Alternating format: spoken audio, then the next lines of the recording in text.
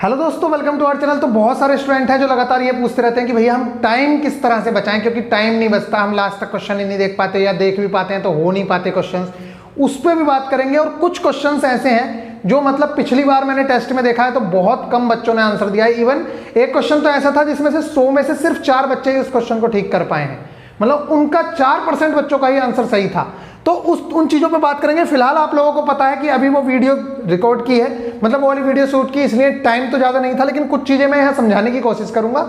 उसके बाद proper video इस चीज़ पे आएगी कि किस तरह से आप लोगों को टाइम बचाना है।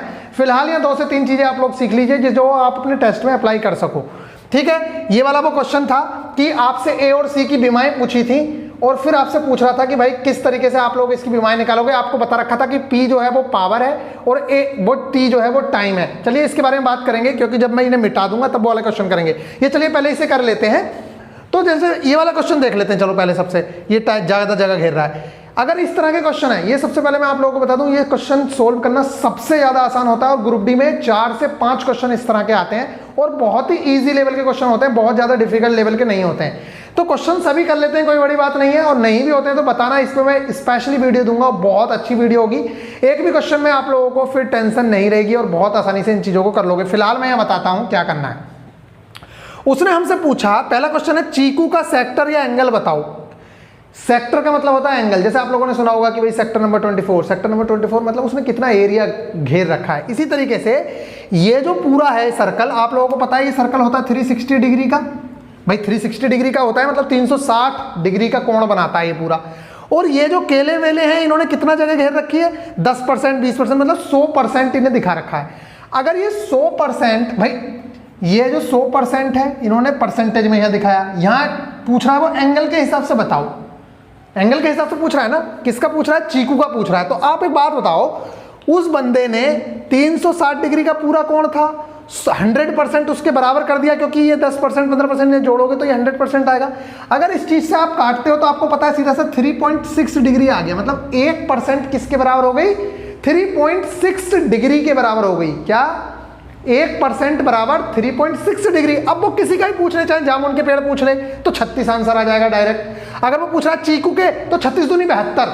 देखो अब मैं ट्रिक क्या सिखाना चाह रहा हूं, मैं ये कहना चाह रहा हूं कि आप जब ऑप्शन देखते हो तो उसमें एक ही चीज मिलती है। अब जैसे आप कुछ बच्चे करेंगे 36 मल्टीप्लाई बाय 20% को 100 लगा, ये सब करने की जरूरत नहीं है। आप ये देखो, जब 3.6 है ये, तो 3.6 की जब 20 से मल्टीप्लाई करोगे तो 0, वो तो पॉइंट से तो 0 हट गया।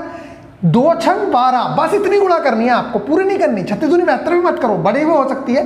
तो 2 छंग 12, लास्ट में 2 किसके है, बस यही ऑप्शन होगा आपका। इस तरह से आप लोगों को क्वेश्चन करोगे, आप देखोगे ऑप्शन में आप लोगों को एक ही ऑप्शन मिलेगा। ऐसा मैक्सिमम टाइम तो एक ही मिलता है, लेकिन अगर मिलता है आपको 2 ऑप्शन मिल जाए जिसके पीछे 2 है, तब आप देख सकते हो। अदरवाइज तो थोड़ा अंदाजा भी लगी जाता है कि भैया 20% है तो 36 दूनी 72 ही होगा, क्योंकि 72 पंजे कितने होते हैं, 360 होते हैं। तो इस तरह से भी आप लोग कर सकते हो। तो एक रहा ये। अगला उसने पूछा तो चीकुओं की संख्या बताओ। किसकी संख्या बताओ, चीकुओं की संख्या बताओ। अगर मतलब चीकू के पेड़ों की संख्या बताओ। ये टोटल पेड़ों की संख्या दे दी उसने कहा अगर टोटल पेड़ 960 हैं तो चीकू के पेड़ों की संख्या बताओ। अच्छा भाई, बहुत अच्छा है। तो अब हमें क्या पता, भाई हमने कहा हमारे तो 100% शो हो रहे हैं पेड़।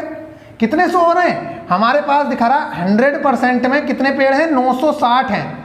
तो 1% में कितने पेड़ हो गए, 96, वो 9.6 पेड़ हो गए। भाई 1% में कितने पेड़ हो गए, 9.6। जब मैं कह रहा हूं मेरा जो ये 100% एरिया है ये 960 के बराबर, उसने बोल दिया, उसने खुद कहा कि टोटल पेड़ मेरे पास कितने हैं, 960 हैं। तो फिर हुआ क्या, जब उसने बताया भाई 960 उसके पास टोटल पेड़ हैं, तो मेरे 100% बराबर 960, मतलब 1% कितना हो गया, 9.6। जब इससे इसको काटोगे 9.6 आ गया। अब देखो तुम, अब फिर वही शॉर्ट ट्रिक्स देखो। ये क्वेश्चन प्रीवियस ईयर ही उठाया मैंने, इसलिए मैंने कोई ऐसा क्वेश्चन नहीं। अब उसने कहा चीकू बताओ। फिर क्या बोला उसने, तो चीकू ने के कितने पेड़ हैं, तो चीकू का देखा मैंने 20% है। अब 96 की फिर से 9.6 की फिर 20 से गुणा करनी है। तो देखो पॉइंट से तो 0 हट गया, 2 छंग 12, मतलब लास्ट में 2 किसके, गुणा करनी ही नहीं, पूरी गुणा करनी नहीं है। अगर लास्ट में एक ही जगह पे 2 लिखा हुआ है तो ये आंसर है, बस हो गया। समझ आ गई, समझ आ रही है जो मैं कहना चाह रहा हूं। तो इस तरीके से वो जो क्वेश्चन देता है वो खुद ट्रिकी क्वेश्चन देता है, तो आप इस तरह की ट्रिक भी यूज कर सकते हो। और अगर नहीं हो रही है तो पूरी गुणा करो, मतलब अगर टाइम बच सकता है तो जरूर से जरूर बचाओ। इसी तरीके से चीकू में केले के पेड़ों में कितना अंतर है, अब उसने कहा चीकू और केले के पेड़ों में अंतर बताओ, चीकू और केले के पेड़ों में अंतर। अच्छा, अब लड़के क्या करेंगे, पहले 960 से चीकू के पेड़ निकालेंगे कि साहब इसके 72 पेड़ आ गए या जितने 192 पेड़ आ गए। फिर क्या करेंगे, फिर केले के पेड़ निकालेंगे, फिर उन दोनों को घटाएंगे। ये बेवकूफी मत किया करो, डायरेक्ट घटाओ। चीकू और केले के पेड़ों में अंतर कितना है, 5% का, तो बस फिर वही चीज करनी है भाई। 1% आपका अभी किसके बराबर आया था, 9.6 के, और 5% निकालना है, मल्टीप्लाई कर दोगे 5 से तो आंसर आ जाएगा आप लोगों का। समझ आ गई क्या करना है, क्यों कह रहा हूं मैं। मेरा कहने का मतलब है कि वो वाला काम मत करो कि पहले चीकू के पेड़ों की संख्या निकालोगे, फिर केले की पेड़ों की संख्या निकालोगे और फिर इन्हें घटाओगे एक दूसरे में से निकाल के, ना, पहले घटा दो और फिर निकाल लो। सेम ही चीज आनी है, उसमें कोई डिफरेंस नहीं आना है। कई बार बच्चा वो पूछता है कि जामुन, केले और चीकू के पेड़ों का टोटल योग कितना है, तो लोग ये भी निकालेंगे, ये भी निकालेंगे, ये भी, अरे ऐसे थोड़ी, इन सबको जोड़ो, टोटल निकाल दो, डायरेक्ट आंसर है। समझ आ गई ना। तो इस तरीके से इस वाले क्वेश्चन में भी आप टाइम बचा सकते हो। बाकी में ये अभी कुछ भी नहीं बताया मैंने, बहुत कुछ है बताने को जो मैं आप लोगों को बताऊंगा कि आप किस तरह से शॉर्ट ट्रिक्स के थ्रू क्वेश्चंस कर सकते हो। तो ये एक एग्जांपल था। दूसरा चलो इससे ले लेते हैं, ये वाला क्वेश्चन ले लेते हैं। ये है, आपसे पूछ रहा है इकाई का अंक बचाओ। अब बच्चे क्या करते हैं, लास्ट की डिजिट को गुणा कर करके देखते हैं पूरी पूरी, वो सब मत किया करो। देखो इसे क्वेश्चन को अगर करना है, चलो इतना कर लेते हैं, आपके लिए सिंपल कर देता हूं, छोटा सा इतना कर लेता हूं। तो आपको क्या करना है, हमेशा ध्यान रखो, जैसे 7×6 42, तो अब 42 नहीं लेना, सिर्फ 2 लो, और 2 9 18, अब 18 का 1 छोड़ दो, सिर्फ 8 लो, 8 7 56, अब 6 लो, 6 दूनी 12, अब सिर्फ 2 लो, अब 2 ही करना 2, आंसर 2 आएगा, इकाई का अंक 2 आएगा। अभी चाहे कितनी भी लंबी होती ना तब भी हम कर लेते। और बच्चे क्या करते हैं, उसे पकड़े रहते हैं कि यहाँ पे 7×6 42 आ गया तो 42 लेंगे पूरा। नहीं नहीं, वो चीज़ छोड़ो, बस डायरेक्ट लो और काम खत्म करो। जैसे 7×6 42 का 2, 4 छोड़ दिया, 2 9 18 8, 8 7 56 का 6, और 6 दूनी 12 का 2, और 2 ही करना 2, आंसर आ गया, इसका इकाई का अंक आ गया 2। ठीक है। इसी तरीके से मान लो कुछ ट्रिक्स अपनाया करो। जैसे उसने बोला 5 अंकों की एक सम संख्या को 5 से गुणा किया जाता है। 5 अंकों की सम संख्या उसने बोला है, कोई भी सम संख्या ले लो भाई, पीछे 2 तो होगा, 0 तो होगा भाई, ऐसा ही तो होगा कुछ ना कुछ। जब सम संख्या बोला है तो 0 मतलब कुछ तो होगा ही। आप सोचो 2 होगा, 4 होगा, 6 होगा, 8 होगा, ऐसा कुछ तो होगा। 0 भले ही ना हो, लेकिन ये चीज तो होगी। अब वो कह रहा है उसे 5 से गुणा करा जाता है, तो देखो वो खुद कुछ बताना चाह रहा है, तुम्हें संकेत कर रहा है। 5 का अगर कभी भी सम संख्या से गुणा होता है तो इकाई का अंक 0 आता है। आप देख लो, सम संख्या कोई भी हो, देखो 5 यहाँ 2 से करोगे तो भी 0 आएगा, 4 से करोगे तो भी 0 आएगा, 6 से करोगे तो भी 0 आएगा, 8 से करोगे तो भी 0 आएगा, इसलिए यहाँ इकाई का अंक 0 है। इसी तरीके से एक क्वेश्चन पूछता है, अगर आपके मोबाइल के अंकों का योग, मोबाइल के अंकों का गुणा कर दिया जाए तो क्या आएगा, तो क्या आएगा, उसके अंदर 5 भी आ गया, 2 भी आ गया, और 2 की अगर 5 से गुणा करोगे तो 0 आएगा, 4 से करोगे तो भी 0 आएगा, 6 से करोगे तो भी, तो इकाई का अंक 0 आएगा। ये हो गया। अब इसके बाद बात करता हूं मैं किसकी, 5 अंकों की एक संख्या, ये भी हो गया। अब चलिए अब देखते हैं ये वाला क्वेश्चन। जैसे कि आप लोगों को कई बार होता है कि जल्दबाजी है भाई, कि क्वेश्चन मतलब 15 सेकंड बचे हैं और आपको क्वेश्चन, हो सकता है आपको लग रहा था कि यार ये क्वेश्चन कर लेता, लेकिन अब टाइम नहीं बचा है। तो आपको क्या करना है, उस टाइम पे, वैसे तो आपको पूरा ही चेक करना होता है, लेकिन उस टाइम पे आप क्या कर सकते हो, इनका डिफरेंस करो। यहाँ पे देखो, यहाँ पे डिफरेंस करने का मतलब है कि भैया सीधा सा अगर 81 में से ये घटाओगे मतलब 27 आएगा। ठीक है, 27 आएगा। अब आप लोगों को ये घटाने की जरूरत नहीं है, पता है क्यों, क्योंकि वो ऐसी संख्या होगी, देखो अब अगर इसे घटाओगे आप तो बहुत बड़ी संख्या आएगी, मतलब 100 से ऊपर ही आएगी, और आप लोगों को जब 100 से ऊपर संख्या आएगी तो इसे घटाने की जरूरत नहीं है। क्यों, क्योंकि 54 भी तो भाई, 54 का भी तो HCF निकालना है, तो वो 54 से बड़ी कैसे हो सकती है संख्या। इसका मतलब जो ये घटाया है आपने, यही HCF होगा फिर। ठीक है, या इसका गुणनफल HCF होगा, 27 दूनी 54। ठीक है, लेकिन जब आप 27 दूनी 54 करोगे तो 54 से तो 81 कटा ही नहीं, तो आपका आंसर डायरेक्टली 27 आ जाएगा। समझ आ रही है, कहने का मतलब यह है कि जब आप इनका डिफरेंस करते हो और आपको यह पता है कि जैसे डिफरेंस किया तो डिफरेंस इनका HCF आता है या डिफरेंस का गुणनफल इनका HCF होता है। तो अब हमने जब यहाँ डिफरेंस किया 27, इन दोनों का डिफरेंस निकाला 27 आया, उसमें भी आप ट्रिक यूज करो, ये नहीं कि पूरा करो भाई।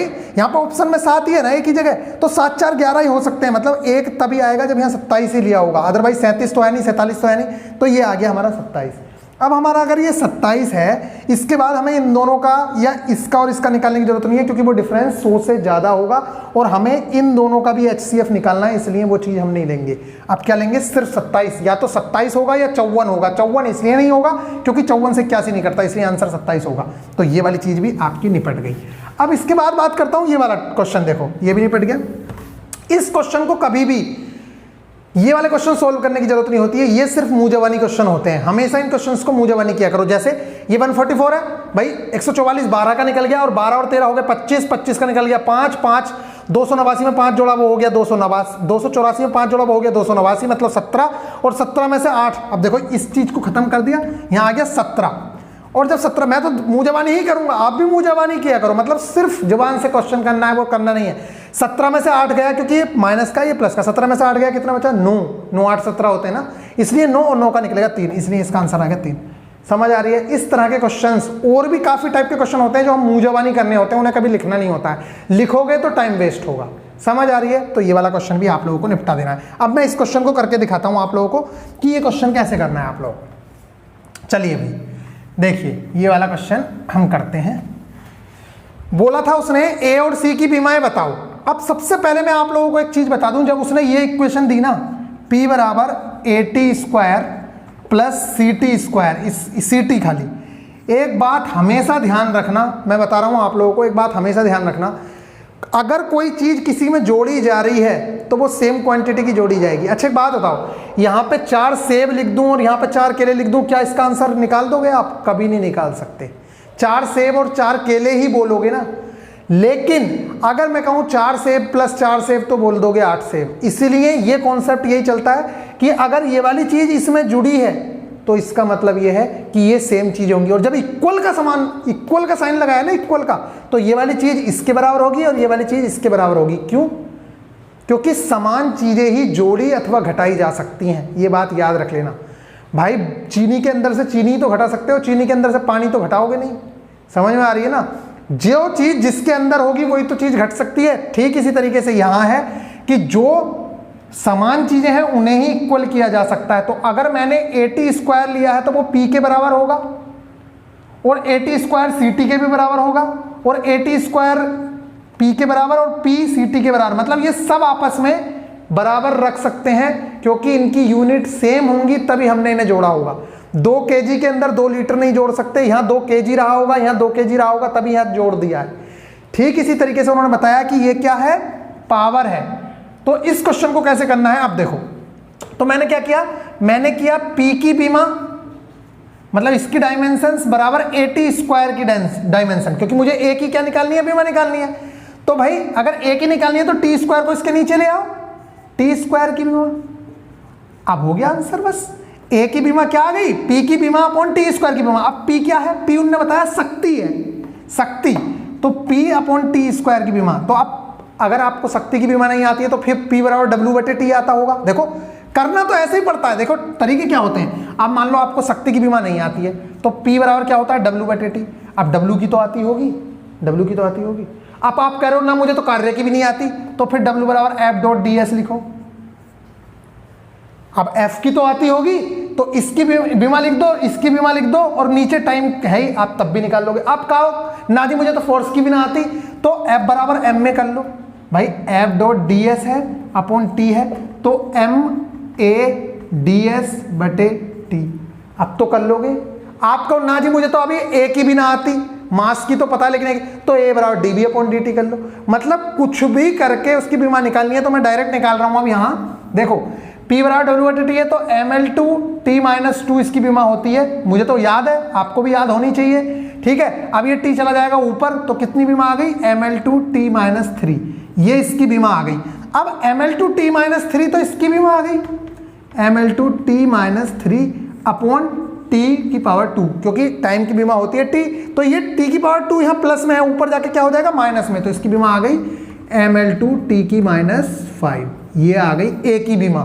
तो पहला आंसर हो गया, A की बीमा हो गई ये mL2T⁻5। अगला क्वेश्चन देखते हैं। उसने कहा कि इसकी बीमा बताओ, CT की बीमा बताओ। तो अब हमें क्या पता है भैया, P की बीमा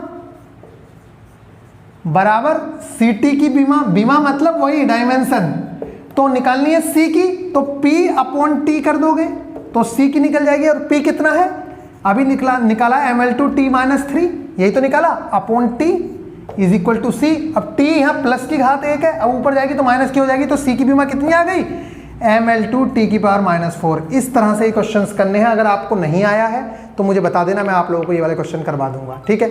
चलिए, तो ये हो गया सारा का सारा, बाकी बातें बाद में करेंगे। फिलहाल बस आप लोगों को बता देते हैं कौन सा टेस्ट देना है। तो बहुत अच्छे से, बेस्ट ऑफ लक है, अच्छे से टेस्ट देना। अगर इस तरह का कोई भी क्वेश्चन आए तो फोड़ देना। फुल टेस्ट नंबर 20 आप लोग लगाएंगे किसमें, जो हमारे 2022 के लेटेस्ट वाले टेस्ट चल रहे हैं वहां पे लगाओगे 20 नंबर का टेस्ट, फुल टेस्ट नंबर 20, और प्रीवियस ईयर नंबर लगाओगे 68, PYQ नंबर 68 और फुल टेस्ट नंबर 20।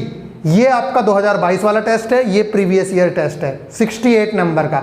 बस आप लोगों को ये करना है। बेस्ट ऑफ लक है, टेस्ट को टेस्ट समझना और बहुत अच्छे से टेस्ट देना। आई होप कि बहुत अच्छे रिजल्ट्स आएंगे आप लोगों के। और मार्क्स इंप्रूवमेंट पे हमेशा ध्यान दो। बेरोजगारी का आलम पता ही है, संविदा पे भर्तियां निकलना शुरू हो गई हैं, आउटसोर्सिंग के माध्यम से ही सारी चीजें हो रही हैं, या रिटायर कर्मचारियों से काम चलाए जा रहे हैं। तो प्लीज आप लोग अपनी तैयारी को बूस्ट देके रखो। हमेशा आपका यही मकसद होना चाहिए कि मैं अपने मार्क्स को इंप्रूव करूंगा। ये सारे जो टेस्ट देते हैं वो टेक्स्ट बुक पे देते हैं। तो जिन लोगों के पास अभी भी टेक्स्ट बुक वगैरह नहीं है, टेस्ट सीरीज वगैरह नहीं लगा रहे हो, भैया टेस्ट सीरीज तो ज्वाइन कर लो, बहुत ज़्यादा सही है। और जो बच्चे मुझसे क्वेश्चन पूछते हैं कि भैया मैं कैसे तैयारी करूं, तो मैं उनसे पहला क्वेश्चन पूछता हूं अभी एवरेज मार्क्स कितने आ रहे हैं। तो वो तभी बता सकते हो जब आप कम से कम 5-10 टेस्ट दे चुके हो। तो पहले 5-10 टेस्ट किसी भी एप्लीकेशन पे दो, फिर उसके एवरेज मार्क्स बताओगे, तभी मैं आपका लेवल जान पाऊंगा कि भैया इस लेवल का बच्चा है, इसे कैसे पढ़ाना है।